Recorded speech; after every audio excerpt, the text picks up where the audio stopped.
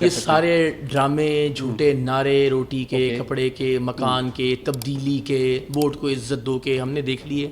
ٹھیک ہے, کسی سے کچھ نہیں ہوا. ٹھیک ہے, اس لیے نہیں ہوا کہ کبھی کوئی ایچیسن کالج والا پرائم منسٹر بن رہا ہے, کبھی کوئی آکسفورڈ سے پڑھا ہوا, کبھی کوئی. اس میں برائی کیا ہے؟ نہیں کوئی برائی نہیں ہے, میں صرف عرض یہ ایک پڑھے لکھے بندے کو ہی میرے ملک کا وزیر اعظم ایک پڑھا لکھا بندہ ہونا چاہیے. میں طبقاتی فرق کی بات کر رہا ہوں کہ بدقسمتی سے ایچیسن میں ایک غریب کا بچہ ریڈی والے کی بیٹی تو نہیں پڑھ سکتی نا.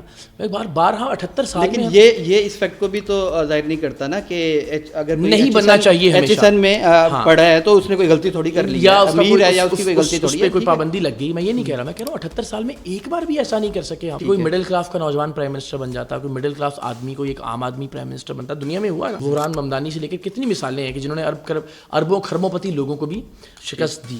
میں یہ سمجھتا ہوں کہ جب آپ اس بات پر متفق ہو جائیں گے کہ اقتدار عام لوگوں کے درمیان ہونا چاہیے, سب کے پاس برابر کا موقع ہونا چاہیے, پولیٹیکل پارٹیوں میں بھی ڈکٹیٹرشپ ختم ہونی چاہیے, پولیٹیکل پارٹیز کے اندر بھی جمہوریت ہونی چاہیے, پولیٹیکل پارٹیوں کے اندر بھی میرٹ کا ایک نظام ہونا چاہیے. اس کے نتیجے میں جو لوگ نکل کر سامنے آئیں گے وہ صحیح معنوں میں عوام کے اور حقیقی نمائندے ہوں گے.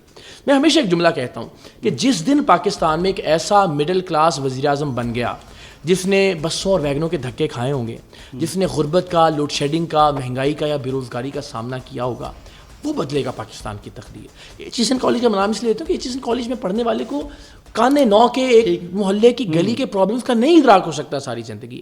لندن سے پیراشوٹ کے ذریعے تشریف لانے والے بلاول بھٹو زرداری صاحب جنہوں نے سارا زندگی اور بچپن دبئی اور لندن کے محلات میں سارے محلات جیسے اس میں گزارا, ان کو نہیں اندازہ ہو سکتا. ان کو کیسے اندازہ ہو سکتا ہے کہ باغبان پورا, مغل پورا, بورے والا, سیون, دادو, وہاں کی گلیوں اور محلوں کے کیا مسائل ہیں. آپ اقتدار کو ایک تو یہ کہ اس طرح سے سیاسی جماعت کی شکل میں لوگوں تک منتقل کریں, اور پھر بلدیاتی نظام یہ کرنا پڑے گا آپ کو. ان لوگوں نے اپنی شہنشاہیت اور بادشاہت کے ڈر, خاتمے کے ڈر سے آج تک گلی محلے کے کونسلر کو, میئر کو, چیئرمین کو, ناظم کو امپاور نہیں کیا.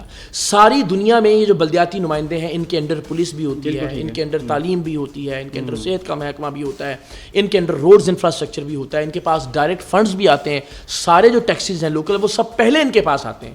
یہ بیچارے ہاتھ پر ہاتھ دھر کے بیٹھے نہیں رہتے کہ صوبائی حکومت ہمیں فنڈ دے گی تو ہم کام کریں گے. سب سے پہلے آپ کو گلیوں محلوں میں لوگوں کو مضبوط اور امپاور کرنا پڑے گا. پولیٹیکل پارٹیوں میں عام لوگوں کو امپاور اور مضبوط کرنا پڑے گا. پھر آپ دیکھیے گا کہ انشاءاللہ یہ سارے مسائل حل ہو جائیں گے.